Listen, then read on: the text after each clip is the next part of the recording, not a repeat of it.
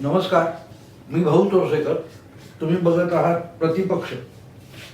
मित्रांनो, काही दिवसापूर्वी कोशियारींची होशियारी नडली अशा शीर्षकाचा एक व्हिडिओ मी प्रतिपक्षावर टाकला होता.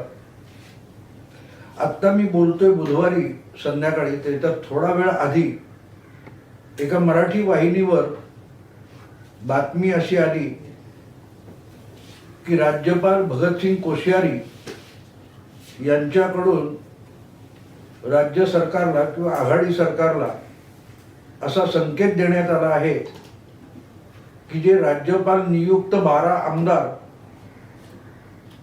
नेमले जायचे आहेत त्यांची एवढ्यात यादी पाठवू नका, किंवा त्या नेमणुका या आपण सप्टेंबर पर्यंत पुढे सरकवू. ही अर्थात अधिकृत बातमी नाहीये. ज्या वाहिनीने बातमी दिली त्याने सुद्धा असे संकेत असल्याचा तो वार्ताहर म्हणत होता, आणि याचा अर्थच सरकार आणि राज्यपाल यांच्यामध्ये काहीतरी कुरबुरी सुरू झाली, त्याशिवाय ही बातमी बाहेर आली नसती.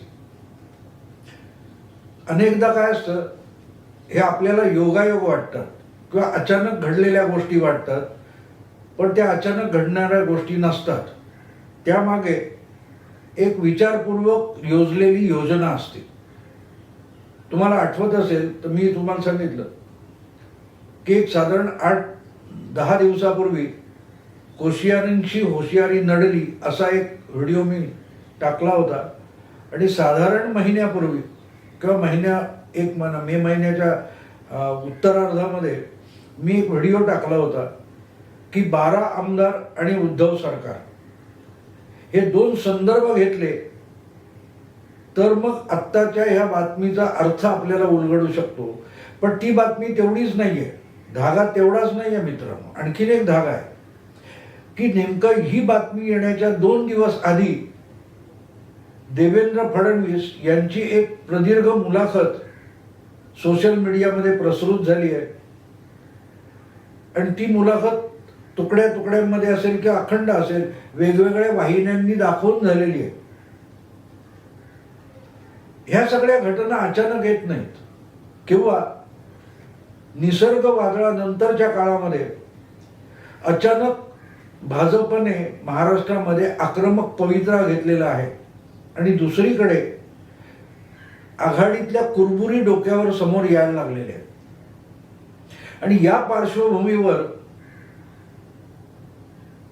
माजी मुख्यमंत्री आणि आजचे विरोधी नेते देवेंद्र फडणवीस एवढी प्रदीर्घ मुलाखत देऊन त्याच्यात काही गौप्यस्फोट करतात, तर त्याला विशिष्ट अर्थ असतो की पडद्यामागे काहीतरी हालचाली सुरू आहेत याची ती चाहूल असते. आता आपण पहिल्यांदा येऊ की त्या गडबडी काय आहेत त्या बाजूला ठेवू. पण 12 आमदार आणि उद्धव सरकार असा जो माझा व्हिडिओ आहे त्यामध्ये मी एक स्पष्ट केलं होतं 1 महिन्यापूर्वी की हे जे आत्ता आघाडीचं सरकार आहे हे बनवताना त्यामागे जे उद्दिष्ट होती किंवा जे स्वार्थ होते ते सगळे करोनाने भुईसपाट करून टाकले. आणि या सत्तेतून मिळण्यासारखं तिन्ही पक्षांना मिळण्यासारखं काही नाहीये, कारण सरकारची तिजोरी दिवाळखोरीत गेलेली आहे. पोलिसांपासून डॉक्टरांपासून अनेक वर्गामध्ये नाराजी आहे की आम्ही 12-12 तास काम करतोय, 16-16 तास काम करतोय, अथक काम करतोय आणि आमचे पगार तरी वेळेवर द्या, अशी तक्रार आहे. सफाई कामगारांची ती तक्रार आहे, अनेक कर्मचाऱ्यांची ती तक्रार आहे. आजच बातमी आली आहे की कुठल्या वेतन आयोगाची जे काही देणं आहे ते देणं सरकारने 1 वर्ष पुढे ढकललंय.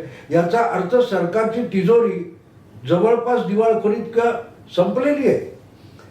आणि त्यामुळे सत्ता मिळवण्याचा जो हव्यास असतो त्या सत्तेतून काहीतरी मिळवायचं असतं, आणि ते मिळण्याची आशाच या तिन्ही पक्षांना उरलेली नाही. आणि त्यामुळे ह्या कुरबुरी सुरू झाल्यात. घरातली जी भांडणं असतात ती सुबत्ता असते तेव्हा नसतात. जेव्हा घरात येणारा पैसा कमी होत जातो आणि कुटुंबाचे खर्च आटोक्यात येत नाहीत, तेव्हा बाचाबाची सुरू होते, भांडणी कुरबुरी सुरू होतात, त्याची पुढे भांडणं होतात. तशी या आघाडी सरकारमधल्या 3 पक्षांच्या कुरबुरी त्या तिथे आहेत. कोणाला आपल्याला पाहिजे तशा बदल्या होत नाहीयेत. आणि त्यामुळे मग शेवटचा आधार काय की हे आहे हे सरकार मोडणार असेल तर ते मोडण्यापूर्वी जितकं काही काढून घेता येईल तितकं काढून घ्या. तर हे 12 आमदार जे आहेत हे 12 आमदार मिळवण्याचा प्रत्येक पक्ष आपापल्या परीने प्रयत्न करणार. कारण त्यासाठी खर्च काही नाहीये. राज्यपालांना शिफारस करायची आणि ते लोक आमदार होणार. त्यांना एक पैशाचा खर्च नाही अर्ज भरण्यापलीकडे. त्यामुळे हे सरकार ते 12 आमदार नेमले जाईपर्यंत पडणार नाही असं मी महिन्याभरापूर्वी सांगितलं होतं. आणि आता त्यानंतर आठवड्याभरापूर्वी मी सांगितलं होतं की ते आमदार नेमण्यावरून राज्यपाल आणि राज्य सरकार यांच्यात कुरबुरी सुरू होतील. आणि त्याचा पहिला संकेत मी आता बोलतोय त्यापूर्वी एक 15 मिनिटं आलेला आहे की 12 आमदार इतक्या घाईने नेमण्याची गरज नाही असे संकेत राज्यपालांनी राज्य सरकारला दिलेले आहे. राज्यपालांना असं अचानक का वाटलं? म्हणजे जे राज्यपाल ऐन कोरोना जोरात असताना विधान परिषदेच्या 9 जागा भरण्यासाठी निवडणूक आयोगाला पत्र लिहितात आणि त्या निवडणुका घ्यायला सांगतात.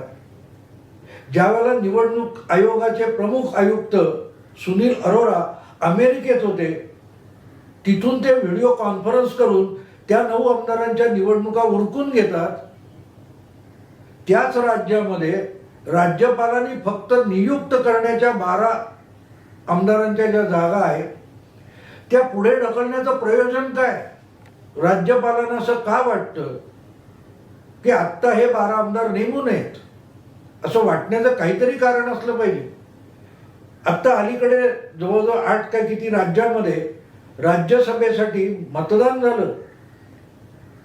विविध विधानसभांच्या आमदारांनी मतदान करून 19 खासदार राज्यसभेचे निवडून दिले. मग महाराष्ट्रात राज्यपालांच्या शिफारशीची किंवा राज्यपालांनी नियुक्त करायच्या 12 आमदारांना स्थगिती कशाला?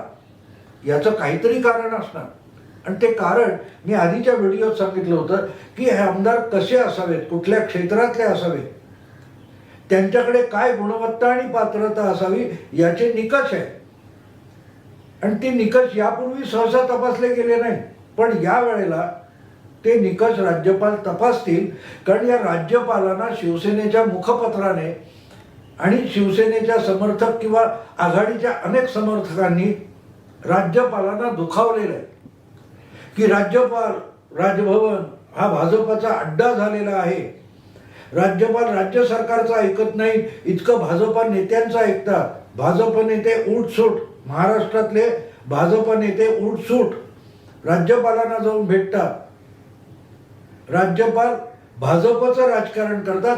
अशा पद्धतीची जी शेलकी टीका राज्यपालांवर झाली त्यामुळे शेवटी राज्यपाल कुठल्याही पदावर असतो तो माणूस असतो आणि माणसाला भावना असतात, तो दुखावतो. सत्तेत बसलेल्यांनी एवढं राज्यपालाला दुखावण्याचं कारण नसतं. कारण एखादा तरी पत्ता त्याच्या हातात असतो. तुम्ही पत्ते खेळायला बसता त्याला भले तुमच्या हातात चांगले पत्ते आलेले असो पण जेव्हा इतर खेळाडू त्या खेळात बसलेले आहेत डावामध्ये तेव्हा त्यांच्याकडेही पत्ते असतात.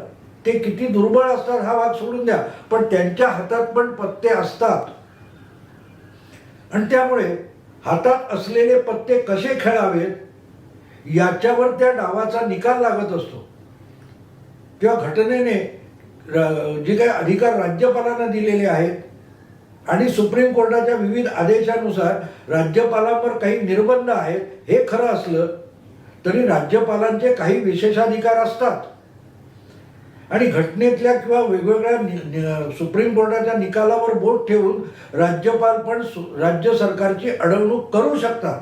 याचं भान सत्तेत बसलेल्यांनी ठेवायला पाहिजे पण त्याचं भान नव्हतं. सत्तेत बसलेले जे 3 पक्ष आहेत किंवा शिवसेनेचं मुखपत्र आहे यांना कधीही याचं भान नव्हतं. त्यांना वाटत होतं की 70-80 आमदार आमच्याकडे आहेत म्हटलं राज्यपालाला आम्ही बोटावर खेळवू शकतो. तसं नसतं. हे राज्यपाल मग आता वारंवार दाखवायला लागले.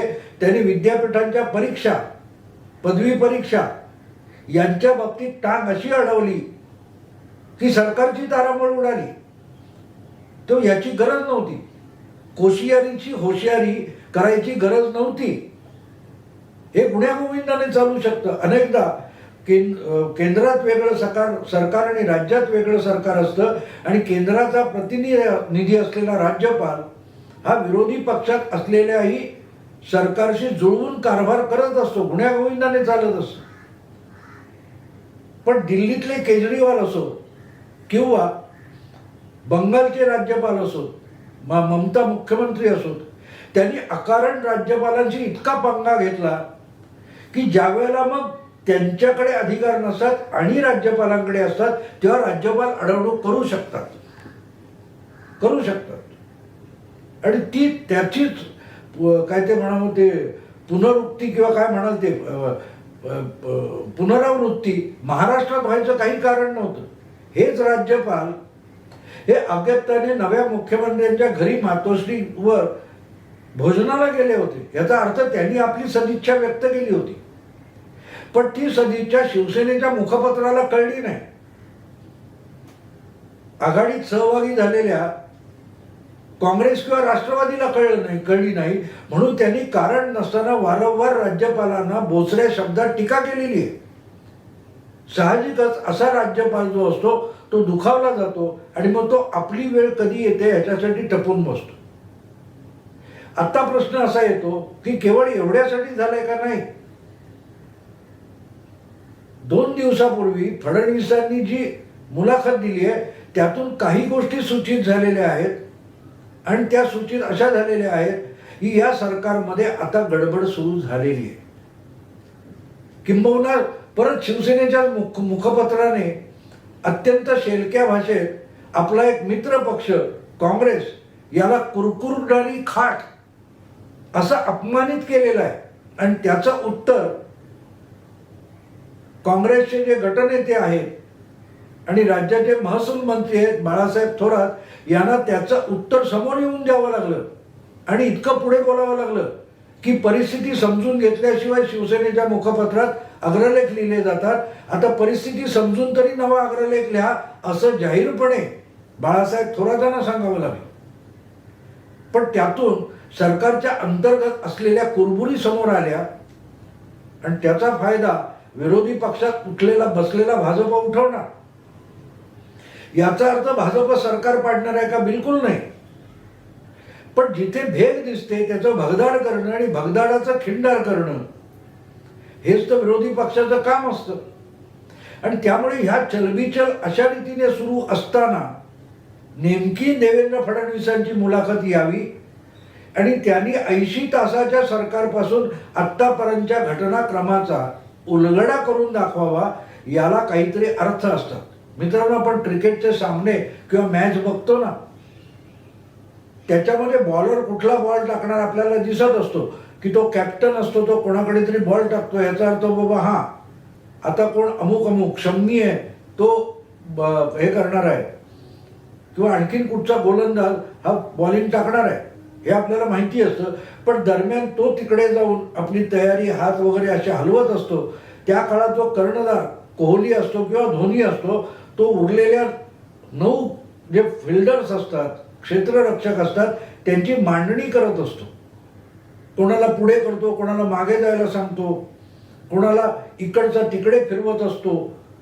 या सगळ्या मांडणी क्षेत्र रक्षक लावले जातात. त्यानंतर गोलंदाज बॉल टाकतो. तर ही जी मांडणी चाललेली आहे, राज्यपालांनी दिलेले हे संकेत, फडणवीसांची ही मुलाखत किंवा सामनाच्या अग्रलेखावर उघडपणे बाहेर येऊन मीडियासमोर येऊन बाळासाहेब थोरातांनी व्यक्त केलेली नाराजी, या गोष्टी याला फिल्डिंग म्हणतात, फिल्डिंग लावणं म्हणतात. पुढे ज्या राजकारणातल्या घडामोडी घडणार आहेत त्याचा सुगावा यातून लागत असतो. त्यामुळे देवेंद्र फडणवीस जेव्हा ती मुलाखत देतात तेव्हा तो सत्ताधारी पक्षाच्या गोटामध्ये जी चलबिचल आहे त्या आगीत तेल ओतायचा प्रयत्न करत असतात. आणि त्याच वेळेला ही बातमी येते की राज्यपाल म्हणतात की 12 आमदारांची नेमणूक लगेच करण्याची काही घाई नाही आहे, ते 2 महिने पुढे ढकलू. याचा अर्थ स्पष्ट आहे की सरकारने जरी 12 नावं पाठवली तरी आपण ती लगेच मान्य करणार नाही, त्याची अत्यंत बारकाईने छाननी करू, असा संकेत राज्यपाल देत असतात. एवढाच त्याचा अर्थ होतो का? मला तसं वाटत नाही.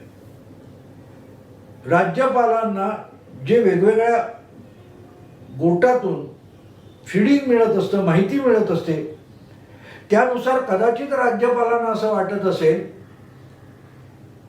की हे सरकार टिकणार नाहीये. मग या सरकारला हे आमदार 12 आमदार हे आयते आंदण कशाला द्यायचे? नवं सरकार येईल, त्या सरकारने आपले 12 इच्छुक असतील किंवा शिफारस असतील त्या पाठवाव्यात. हे सरकार जर 2 महिन्यात टिकणार नसेल तर त्यांना 12 आमदार फुकटके का द्यायचे? आपण 12 आमदारांच्या शिफारशीवर सही केली की त्यानंतर हे सरकार गडगडलं तर काय? हे सगळे प्रश्न राज्यपालांच्या डोक्यात येऊ शकतात.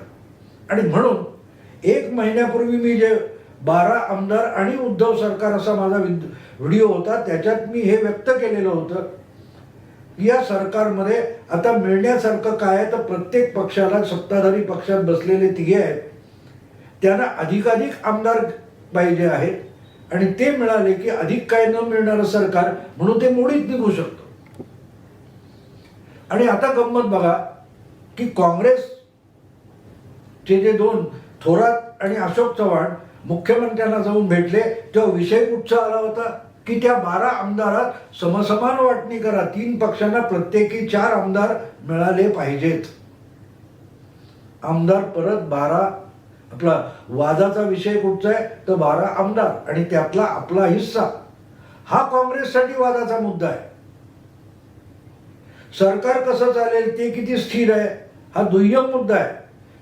काँग्रेसने दबाव निर्माण केलाय, तो आपल्याला 12 पैकी 4 आमदार मिळावेत म्हणून दबाव निर्माण केलेला आहे.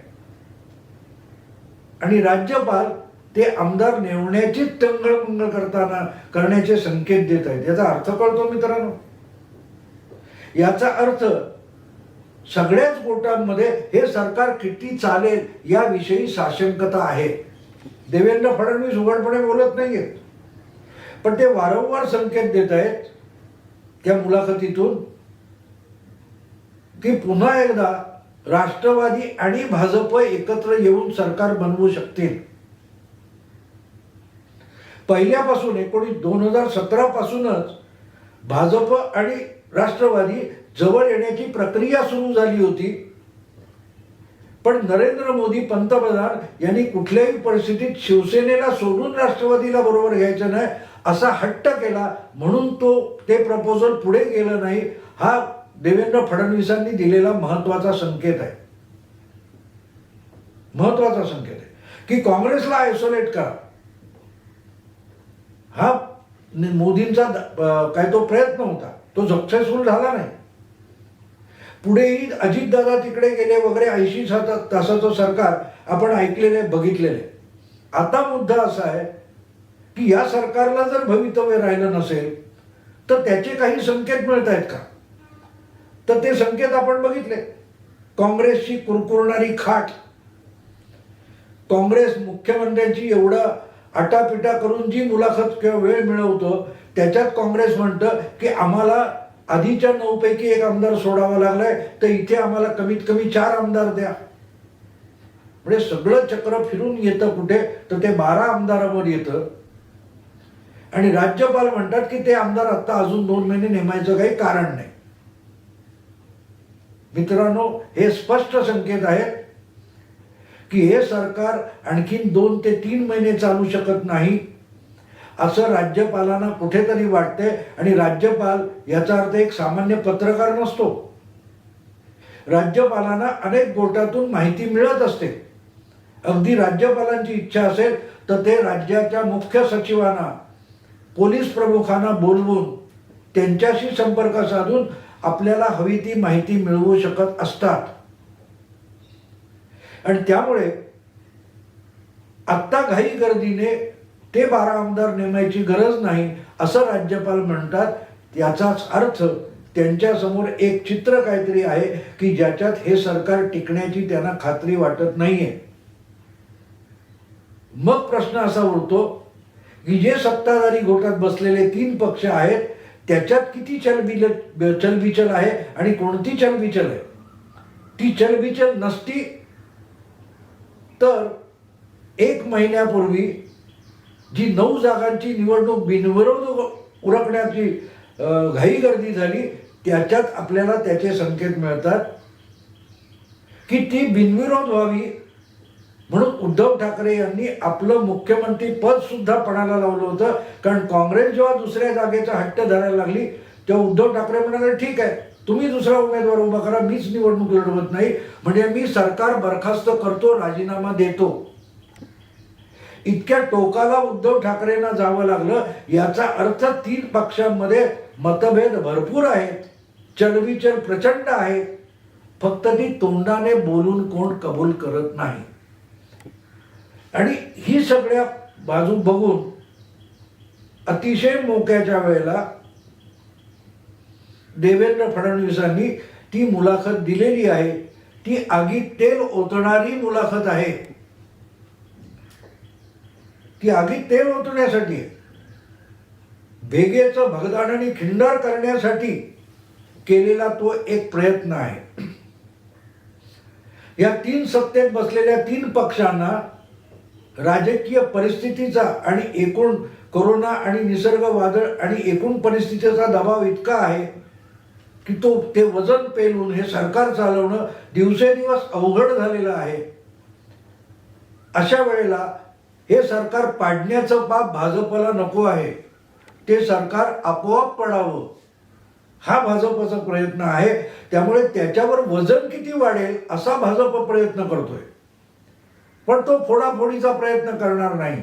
तो त्या सत्ताधारी गोटातल्या आमदारांमध्ये चलबिचल निर्माण व्हावी, ती चलबिचल वाढावी यासाठी भाजप प्रयत्न करणार आहे.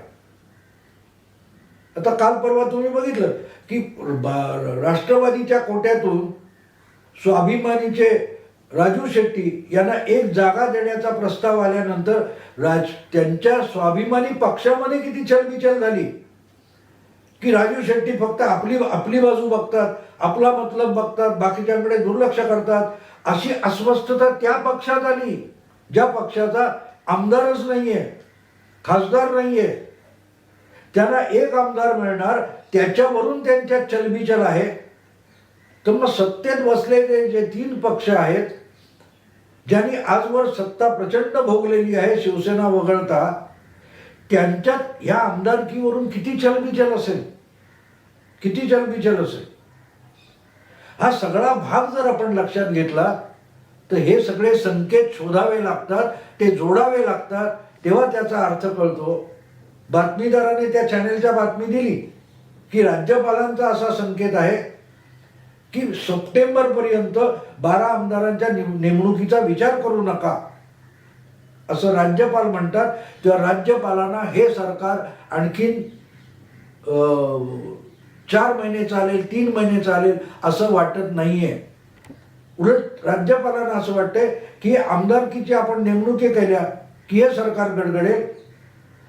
तर मग राज्यपाल भाजपला अपेक्षित असलेलं वजन किंवा बोजा या सरकारवर वाढवतात असा आरोप करता येईल राज्यपालांना. पण तो मला वाटत नाही हे बाकीचे करतील.